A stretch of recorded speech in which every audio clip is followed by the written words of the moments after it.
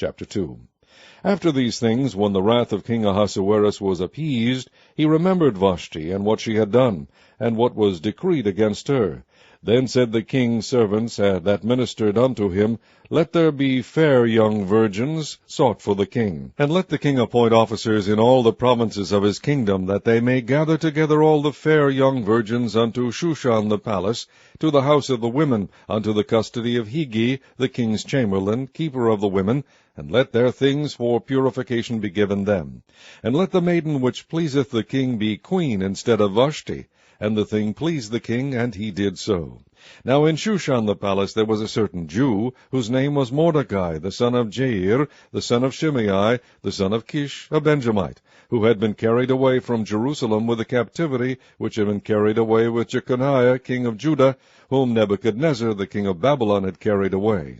And he brought up Hadassah, that is, Esther, his uncle's daughter, for she had neither father nor mother, and the maid was fair and beautiful, whom Mordecai, when her father and mother were dead, took for his own daughter.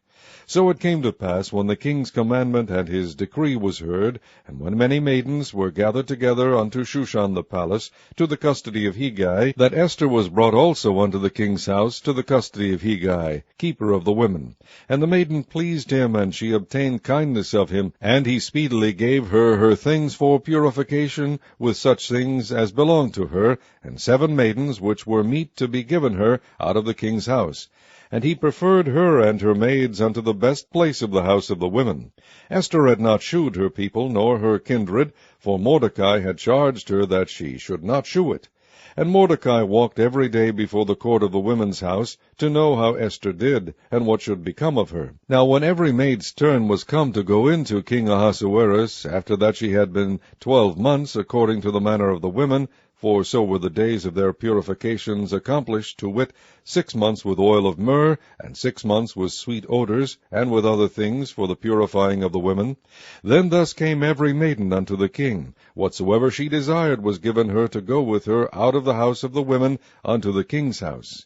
In the evening she went, and on the morrow she returned into the second house of the women, to the custody of Shaashgaz, the king's chamberlain, which kept the concubines. She came in unto the king no more, except the king delighted in her, and that she were called by name.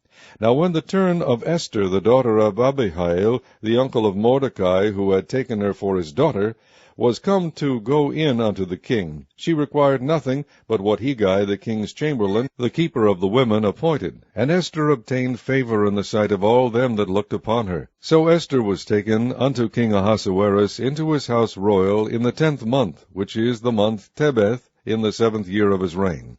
And the king loved Esther above all the women, and she obtained grace and favor in his sight more than all the virgins, so that he set the royal crown upon her head, and made her queen instead of Vashti. Then the king made a great feast unto all his princes and his servants, even Esther's feast. And he made a release to the provinces, and gave gifts according to the state of the king. And when the virgins were gathered together the 2nd time, then Mordecai sat in the king's gate. Esther had not yet shewed her kindred nor her people, as Mordecai had charged her, for Esther did the commandment of Mordecai, like as when she was brought up with him. In those days, while Mordecai sat in the king's gate, 2 of the king's chamberlains, Bigthan and Teresh, of those which kept the door, were wroth, and sought to lay hand on the king Ahasuerus. And the thing was known to Mordecai, who told it unto Esther the queen, and Esther certified the king thereof in Mordecai's name.